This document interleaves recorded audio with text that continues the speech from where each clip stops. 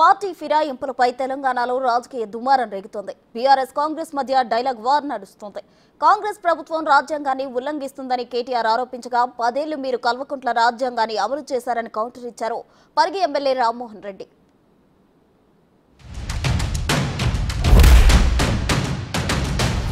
ఈ రాష్ట్రంలో జరుగుతున్న రాజ్యాంగ హననం ఏదైతే ఉన్నదో, పార్టీ ఫిరాయింపుల నిరోధక చట్టాన్ని తుంగలో దొక్కుతూ మరి కాంగ్రెస్ పార్టీ ఏ రకంగానైతే ఈ రాష్ట్రంలో ఇప్పటికే 10 మంది బీఆర్ఎస్ ఎమ్మెల్యేలని 8 మంది బీఆర్ఎస్ ఎమ్మెల్సీలని తన పార్టీలో చేర్చుకున్నదో కూడా గవర్నర్ గారికి సోదాహరణంగా వివరించినాం.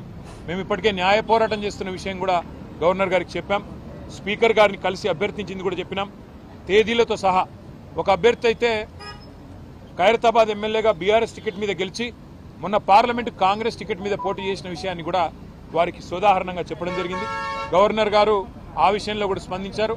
తప్పకుండా నేను గవర్నమెంట్కు, ముఖ్యంగా ఇక్కడ ప్రస్తుతం ఉన్న అధికారులకి, స్పీకర్ గారికి కూడా నేను విషయం తెలుసుకొని నా పరిధిలో ఉన్నంత వరకు న్యాయం చేసే ప్రయత్నం చేస్తానని చెప్పి వారు చెప్పడం జరిగింది.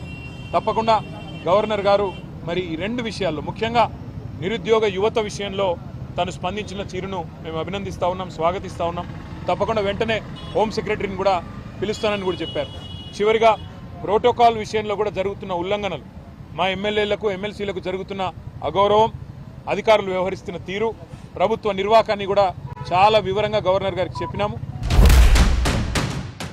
గవర్నర్ కు వినతి పత్రం ఇవ్వడం అనేది ఎట్లా ఉందంటే, వీళ్ళ పరిస్థితి 100 ఎలుకలు తిన్న పిల్లి తీర్థయాత్రలో పోయిందట. అట్లా ఉంది ఈ కేటీఆర్ పరిస్థితి. గతంలో మీ నాయన తలసాని శ్రీనివాస్ యాదవ్ టీడీపీ ఎమ్మెల్యేగా గెలిస్తే,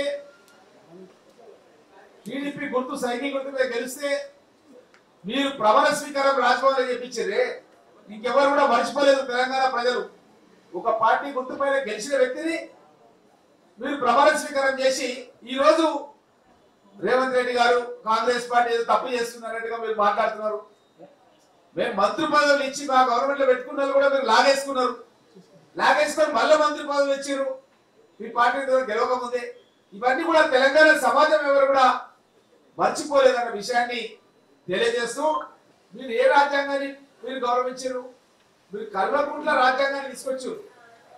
మంత్రులకు, ఎమ్మెల్యేలకు కనీసం వారికి ఇవ్వాల్సినటువంటి గౌరవ మర్యాదలు ఇవ్వనందుకులగానే ఈరోజు మీ పార్టీ లోపల ఉండకుండా వాళ్ళు కాంగ్రెస్ పార్టీలో చేరి వారి యొక్క నియోజకవర్గాలను అభివృద్ధి చేసుకోవాలన్నటువంటి ఉద్దేశంతోనే వారు కాంగ్రెస్ పార్టీలో చేరుతున్నారు.